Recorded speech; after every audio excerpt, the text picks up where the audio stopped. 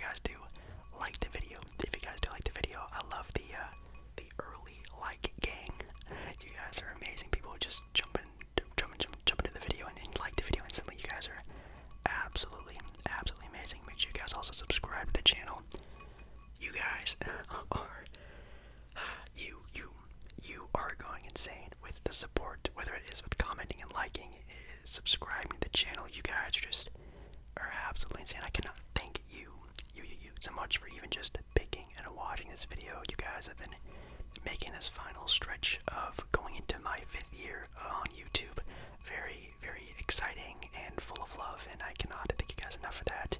Super crazy. And on top of that, your boy posted on his community tab the sponsorship. It is a done deal. Your boy, the negotiator, not really went through, and yeah, we're gonna have a couple of sponsored videos here coming up here pretty soon.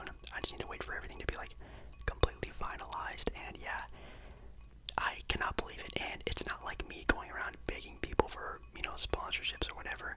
They, I guess, found the channel, wanted to sponsor some videos, and I can't believe it. And it's a big time company, at least here on YouTube. They're pretty well known, so I guess I can let you guys know when that does happen. But I'm definitely gonna need a lot of your guys' support on those sponsored videos, because those are really gonna help push not only like what I can do for the channel, but the other things that we can do together, with I mean, whether it is growing the channel a certain way, or doing certain things, or getting certain promotions to also give to you guys, and giveaways and all that stuff. Like, it's really gonna help out the channel a lot if this does go well. So I'm hoping you guys will be there for when those sponsored videos do hit. I can't wait. But anyways, getting into tonight's video, make sure you are nice and relaxed, and I feel like we can now get started.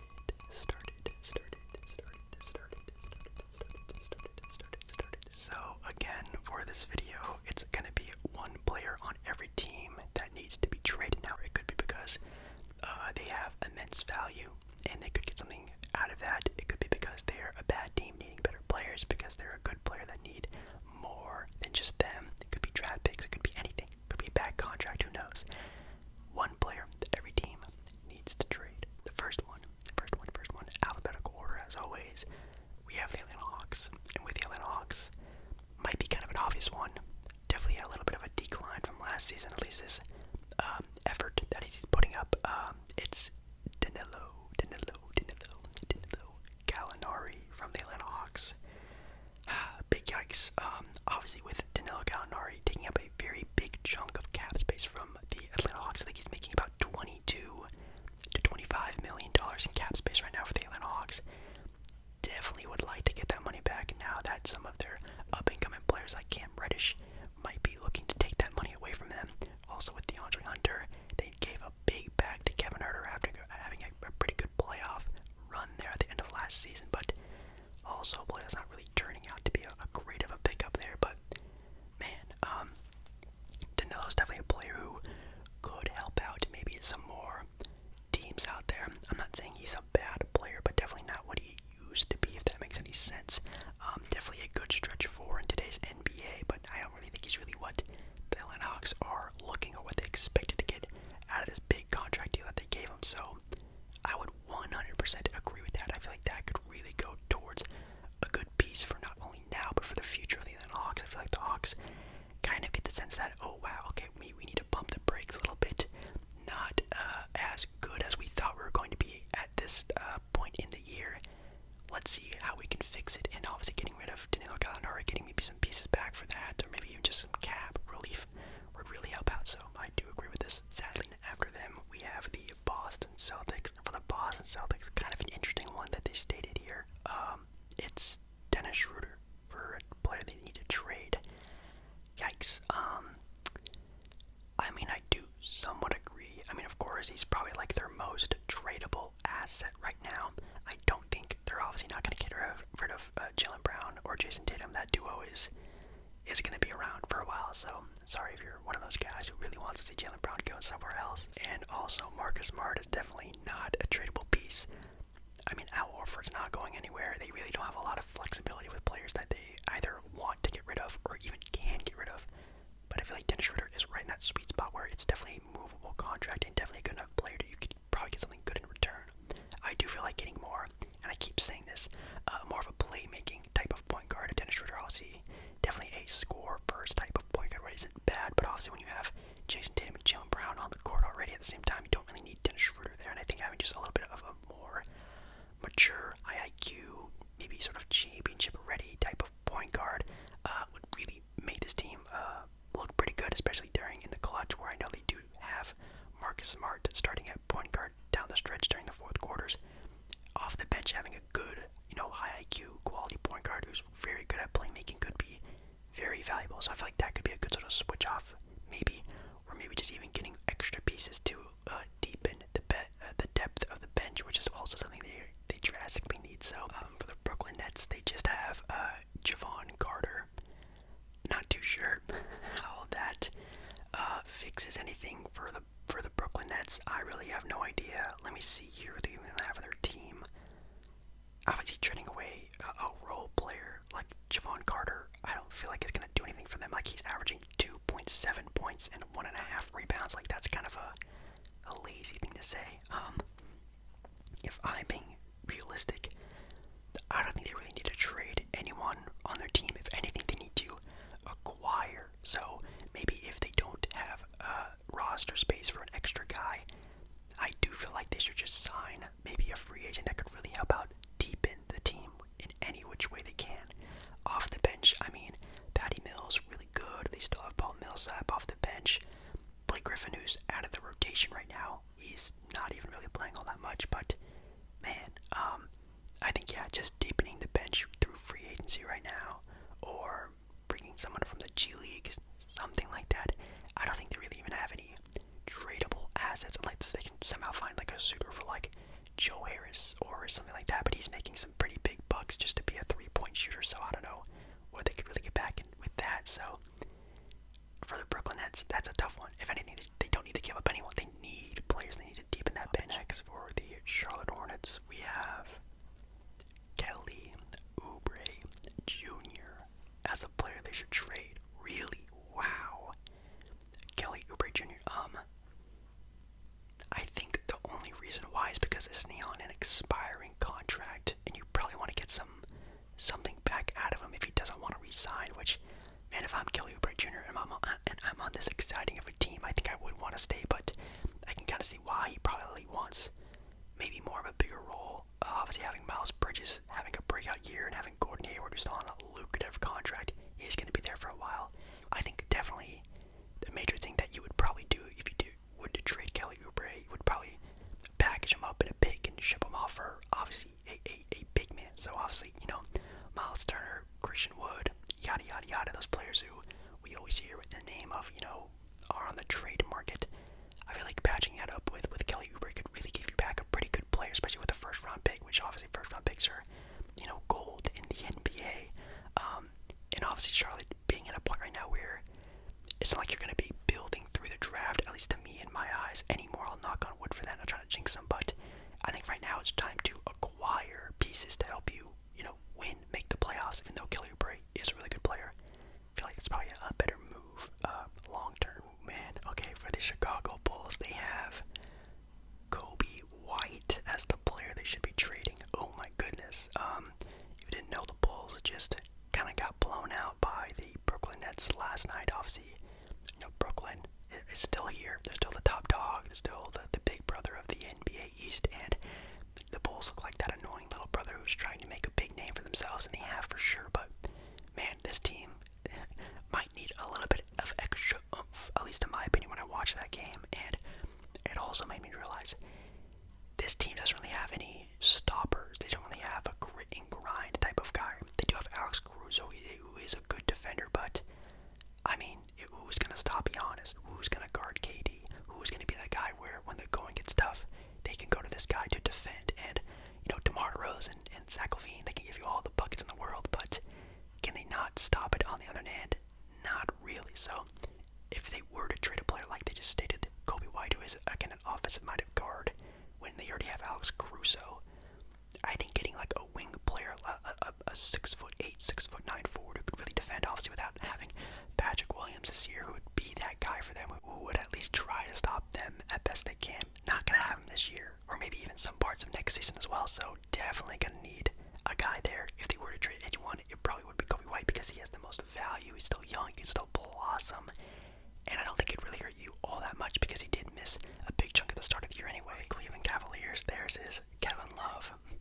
It's going to be Kevin Love every single time. I guess, yeah. If anything, y'all need to buy him out. Just give him the money and let him go, please.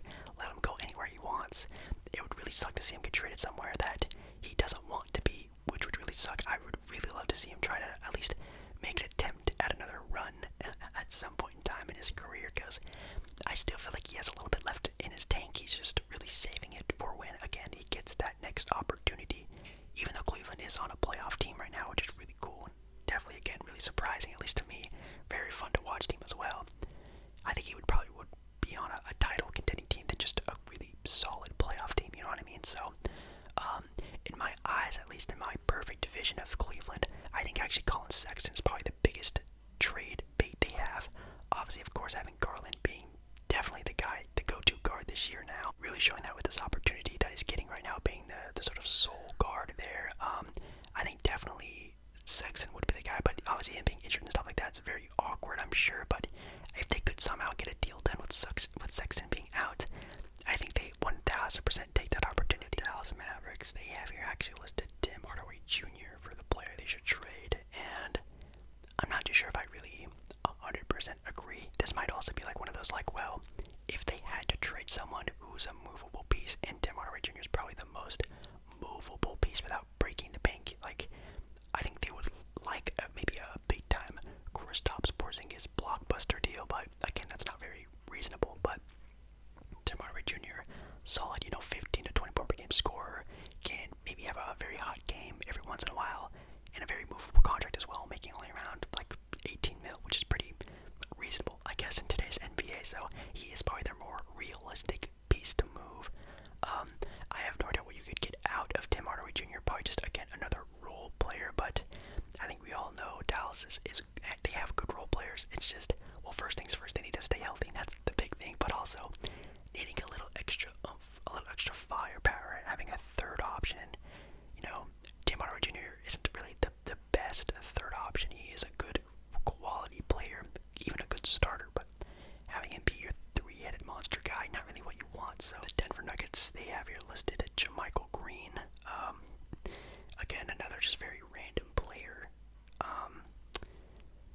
Man, the Denver Nuggets, I don't know what to say about them. They just have very bad luck. If anything, I would just cap dump the rest of the season. If I could get off players' contracts, get back assets, I would do that.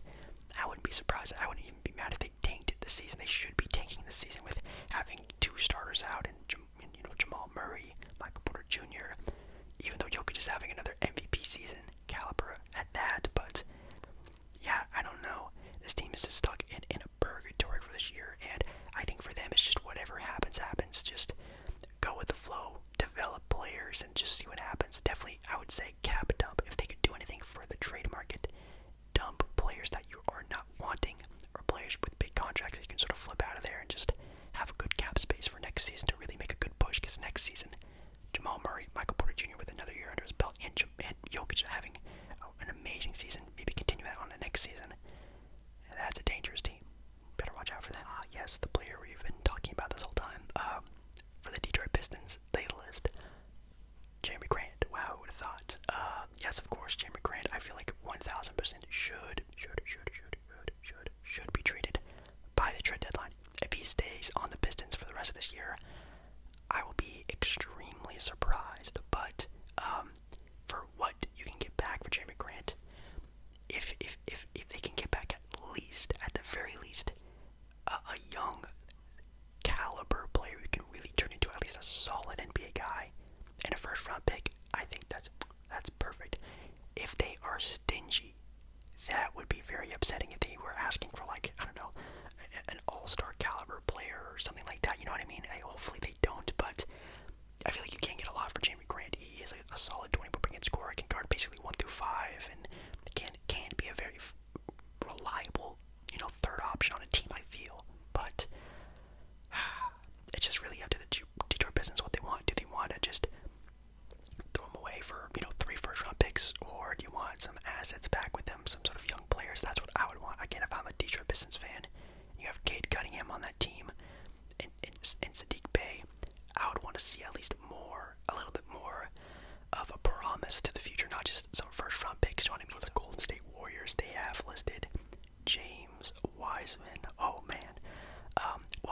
say this.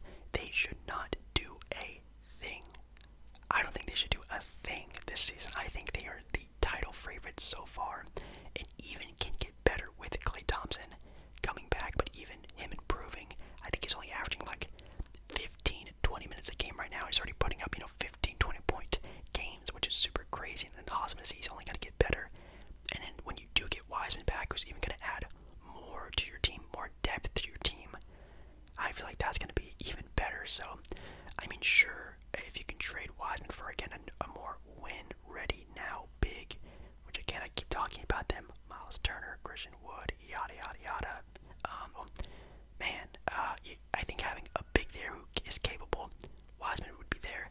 If you can get a Christian Wood or someone like that, 1,000% do that. But if it's anything else, don't even take a look at the Houston Rockets. They listed Christian Wood. Obviously, I would also tie in Eric Gordon with that as well. Again, Christian Wood is definitely number one on that list. And again, kind of like with the same talk with Jerami Grant, I think a first-round pick is what they're really looking for. Obviously, a team rebuilding. I think a pick is definitely going to be needed to be in that trade. So, and again, with the way they're going, I think if you could just trade for a bunch of picks, if you can get 2 first-round picks, a first-round pick, and 2 second-round picks, I feel like you take that more of an opportunity with a team like Houston, who's still, looking for that guy. Obviously, the Detroit Pistons have Cade Cunningham, who's, a point guard, a little bit more ball control, a little bit more leadership. Jalen Green is an amazing player, but I don't think he's really a cornerstone type of guy. I think they're probably going to still look for a lot more opportunity in the draft and say like a Detroit Pistons team who's probably going to take more of a chance on Cade Cunningham being that guy for them. So the Indiana Pacers, Miles Turner, this one's kind of fast. No duh, I think Miles Turner is, man, he's definitely a player that could really make a big change in some franchises like I was talking about with the Charlotte Hornets, the Golden State Warriors. Oh my god, that'd be amazing. Any sort of team like that is really looking for a big, and he is a big that could develop into something more with a sort of more up-and-coming team, but could even, challenge with competitive teams right now with having Miles Turner as our starting center. So he's in a spot right now where, man, if the right team can snag him at the trade deadline, oh my god, that could really, shift some things in that sort of title contention. So I think that'd be really great. For the LA Clippers, they have theirs, Eric Bledsoe. That's kind of interesting. I think, of course, with obviously having Kawhi Leonard maybe having an attempt to come back this year, and then Paul George kind of in and out of the lineup a lot. I think he's been out for quite some time now with some sort of elbow injury.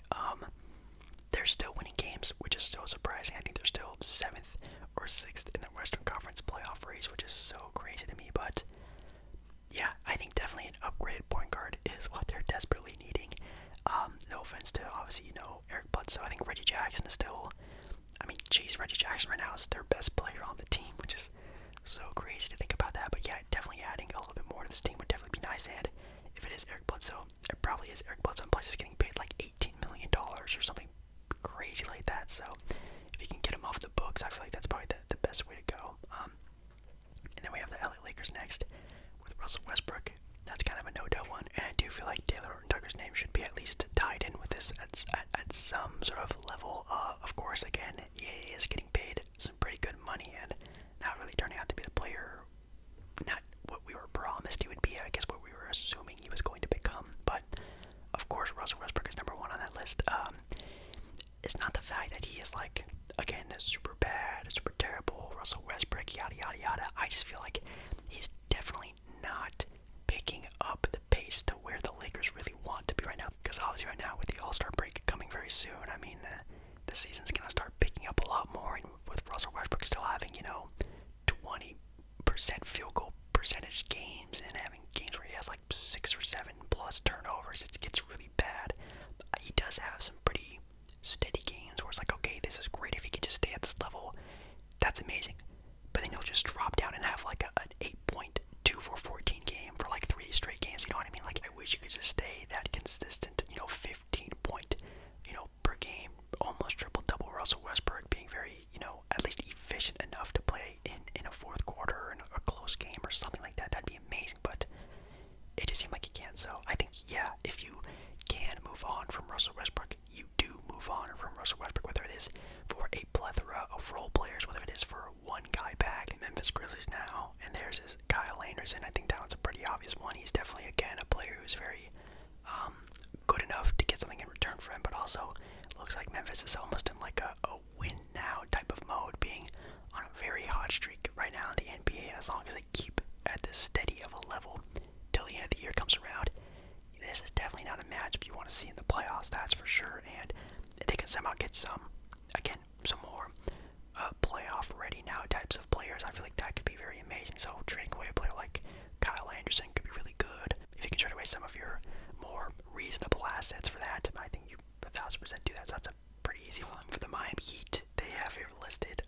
Casey Okpala. I think that's how you pronounce his last name, Okpala. Again, this is kind of like a Brooklyn Nets type of answer. I don't think they need to get rid of anyone. If anything, they need to gain assets. They need to acquire players. So I think this is sort of like a Brooklyn Nets answer where they just really need to add more to the depth of that team. Their bench definitely needs a little bit more of a punching power. Obviously, but now I think Tyler Hero is starting for that team now. I'm not entirely sure, but if he's coming on the bench, that's amazing. That's a good start. But I think he's starting. So I think again, kind of like with Brooklyn, try to get someone in the buyout market. Look for places for high energy guys. Because right now, I mean, they don't really even have anyone to trade. I mean, they can't trade Duncan Robinson. That dude's making like $100 million, I think, right now, which is absurd. They're not going to trade Tyler Hero or Jimmy or Kyle Lowry at all. So, definitely going to have to find it somewhere. Milwaukee Bucks, they have here listed Jordan Nora, I think that's how you pronounce his name, and what a random one. Yeah, again, Milwaukee on a back, trying to go back to back, at least winning a title this year. I think they don't need to do anything. That's not even saying they're a bad team or they need to improve. They just need to play up to that level again, get revved up for the offseason, or not offseason, the postseason, and just see where they can go. I don't think they really need to add anyone. They don't need to really do anything different. If anything, they really need to get Brook Lopez back on this team to really probably get them more ready for the playoffs. But yeah, I mean, if they're going to just spew out some random players, I mean, if anything like Dante DiVincenzo, who I think just came back from injury not too long ago, if he doesn't look, ready for, again, a title run, he might be a guy you might look for to move on from, not because he's a bad player, because he's just not at that level where you want to be. It's definitely, I would think, would be the last year to really have a great shot at winning a title. If Dante isn't at that level where you want him to be, I think that's probably the player you go with. If anyone on that team would have to go, which I don't think anyone does. For the Minnesota Timberwolves, they have Malik Beasley. Yes, 100% Malik Beasley. The guard play for the Timberwolves is amazing. They have D'Lo, Anthony Edwards. They even have Patrick Beverley, who's providing pretty well. I think Beasley is also a very solid, scorer in today's NBA. They definitely need more forwards. I feel like they definitely have a 6'4", 6'5" Anthony Edwards playing small forward for their team. Like, it's pretty wild. So I feel like definitely upgrading in a wing player, whether it is small forward, power forward. I think you can definitely find that with Malik Beasley. Maybe even throw in a first round pick. You can probably find someone who's actually pretty reliable. But that's an easy one. That's a no-doubt one. Their guard plays very good. Beasley's a very tradable contract. I feel like that's a pretty good one. Whoa, for the New York Knicks, they have Julius Randle. If you're a Knicks fan, do you feel like that they should trade him? I stated this in a video not too long ago talking about Julius Randle, and I don't think they should trade him. I think he's definitely the only sort of option you have there for hey, this is our all-star caliber player. Look how well we're treating him, yada yada yada. Because if you want again to build a team and then plop in a superstar at some point in time in the next handful of years through free agency, which I'm assuming that's the plan for the Knicks, you gotta have a team there. And obviously having Julius Randle there being your head guy, not the best, but Randle as a second or even a third option would be absolutely amazing. So I feel like, you keep him around until this sort of, settles and you finally find your guy, and then you maybe try to piece together better pieces. But right now, you can't really complain because he's really all you have. I mean, he's the last all-star on that team since, Carmelo Anthony probably did. Kristaps Porzingis make an all-star team when he was on the Knicks. They just need to play good enough to where, again, it's appealing for a superstar to play there. And keeping Randle around, I think, will help out a little bit. For the New Orleans Pelicans, they have Jackson Hayes as the player they should trade. Ooh, Jackson Hayes. That's not bad. I mean, again, with the Pelicans, they don't really need to do anything but tank and get another really good high draft pick. That's at least in my opinion. But I feel like Jackson Hayes is definitely a player you can really develop to a very good quality starting center in today's NBA. They do have Valanciunas, who's definitely a very solid player nonetheless. But I mean, again, that's just a sense of if they had to trade someone, I guess yes, he's a very high value type of player, more of a sort of running big, who's sort of the typical big man. If you were gonna go with a bigger center, it's more of a rim running guy like that. So I think that's not bad. But again, they're a team that doesn't need to do anything. They just need to be bad. They just need good draft picks. I mean, if you you should do. I mean, I've said this before. I think having a good guard to play with Zion would be a way better combination than just a good wing player to play alongside Zion. Because OKC, they have Derek Favors listed here. I mean, I think definitely for OKC, they just need to dump like their veteran players who are on long-term contracts, free up cap space to sign young, sort of aspiring players who maybe want a shot somewhere. Kind of like how Jerami Grant went to Detroit to show like he was really, that good. I feel like another guy could do that over in OKC and really show that he's really that guy. Get some good money out of it, play alongside SGA. I feel like if they can free up cap space for that sort of opportunity for a guy to have, like I think of course getting more draft picks is probably what they're looking for. If they can acquire that with trading away veterans, you do that. That's a no-doubt one. And it's Derek Favors apparently. The Orlando Magic, they have here listed Gary Harris. That's a quality player. They could probably get something out of him. I have no idea. If I'm being completely honest, I think it might be time to move on from again, your sort of older rebuilding pieces, like again, Markel Fultz or Jonathan Isaac. I think those two guys, if I'm being honest, I might do a little bit of feeling around for the NBA, what you can get back for them. Of course, Suggs is going to be the guard for this team moving forward, and I don't know if Markel Fultz can really play alongside him, especially with Cole Anthony and how he's definitely spewed onto the scene on being, a really good scoring guard for that team. So where does Markel Fultz fit in that? I have no idea. So I feel like he's definitely a player you can sort of look out for the Philadelphia 76ers. They still have listed Ben Simmons, and of course with the news coming out, I think yesterday, that the Sixers and Ben Simmons met up, had another meeting, talked about what they could do, and it's still a stalemate. It seems like Ben Simmons is going to go to the entire year not playing NBA basketball. Imagine being an all-star in your prime and just not playing basketball like that. You're wasting a whole year of your career, a title opportunity, and it's just, oh my god. I bet when his career is all done, he's retired at the age of 30, whatever, he's going to look back at this year and just regret it a lot, because it is an opportunity, like I said, and I feel like the Sixers are blowing it. I'm not saying it's either one of their faults, but I feel like they should come to some sort of conclusion where, if Ben Simmons doesn't want to play, then you trade him for the best possible package, because again, this year, it's a winnable year for a title. You take that chance, and if he does want to play on the team, you make him feel as involved and welcome as you possibly can. And I don't know what's going on with that, but the Phoenix Suns, they have Jalen Smith.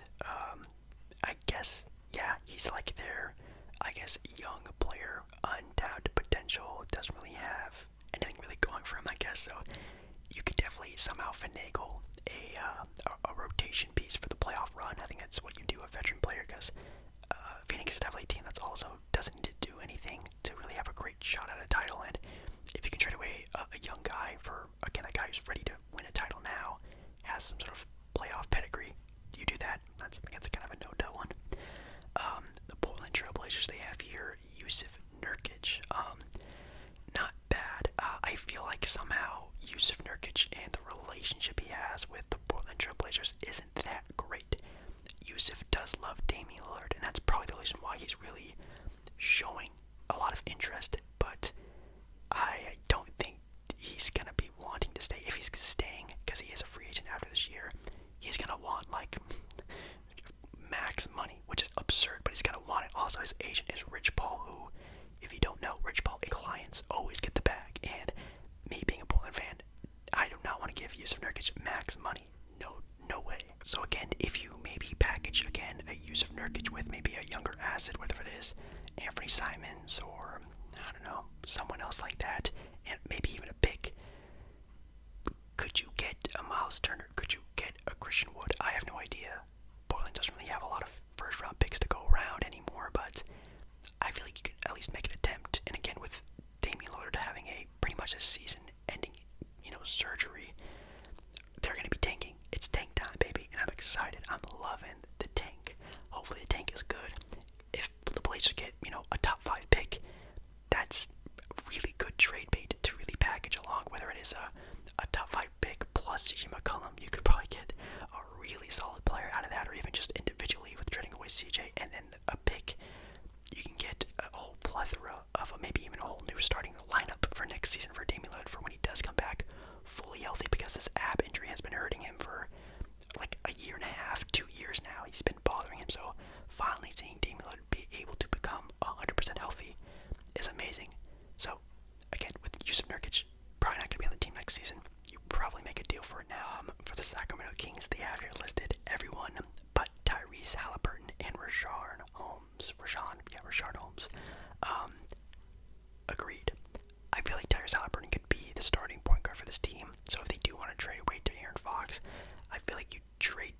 Fox. What could you get back for De'Aaron Fox is the question, and I have no idea. Obviously, getting a wing would be the best case scenario. So hey, if New Orleans wants to trade De'Aaron Fox for Brandon Ingram, that could be very interesting. If they can somehow get De'Aaron Fox, to somewhere else and get a lot of draft capital back, I feel like you also do that. I feel like they just need to revamp this rebuild that they've been on since forever. I feel like they've always been on a rebuild, but they were so close, but then it started to slip out of their hands and they didn't capitalize on all. They even fired their head coach who was almost there at bringing him to the playoff spot, and then it's just been downhill from there. Spurs, it says Thaddeus Young. I'm gonna say basically again, no one, just suck, just stay bad and stay bad. They are sort of competing for a playing spot, which is kind of scary, but hopefully they're just bad enough to get a good draft pick. They need to get, again, a guy. They need to find their next pinpoint. This is the player we're moving on with, because again, they've always had that guy with obviously Tim Duncan, Kawhi Leonard. Even before that was David Robinson. They're still looking for that next guy, so I think the draft is the best way to find it. So for the Raptors, there's just Goran Dragic. Also, yes, he's definitely a player who could really show a little bit more on a playoff-ready team. So that'd be amazing if he could find his way to, I don't know, like a Phoenix Suns team to come off the bench for point guard there, or even the 76ers. That'd be kind of interesting. Some sort of place where he can really make a good impact, 1,000%. And again, the Raptors, draft capital, young assets, definitely what they're obviously looking for. So for the Utah Jazz, they have your Jordan Clarkson as their player. I don't agree with that at all. I feel like, again, with Utah, I feel like they don't need to do anything. I feel like they're right where they need to be. It's just, again, for Utah, amazing regular season team. Can they pick it up in the playoffs? We haven't seen it yet. I think this year we will see a very solid attempt. And lastly, Washington Wizards, they have Davis Bertans. Good, not bad. I think Bertans is a correct answer, but I think basically, again, keeping this team as packed as possible and making the best attempts to win to keep Bradley Beal. Now that is the thing they need to do. Make the team as good enough to intrigue Bradley Beal to stay, because he is a free agent after this season, and he is definitely going to be looking at other teams during his free agency sort of tour, whatever you want to call it, and the Wizards need to be on that list, and hopefully they can make at least a good enough attempt at a playoff run, or leave something for him to remember. Oh wait, I could actually maybe win something here, not a title, but win here and still have fun, get a big bag and play how I want to play. What you don't want to do is start, trading away players for draft picks and things like that. Don't do anything rebuildy until Bradley Beal makes this decision. He hasn't yet, and he might stay if this team is good enough. Yeah, guys, that's going to be it for me. Hopefully you had a nice time listening to this. If you did make it all the way to the end of the video, comment down below a player you think that will get traded, will 100%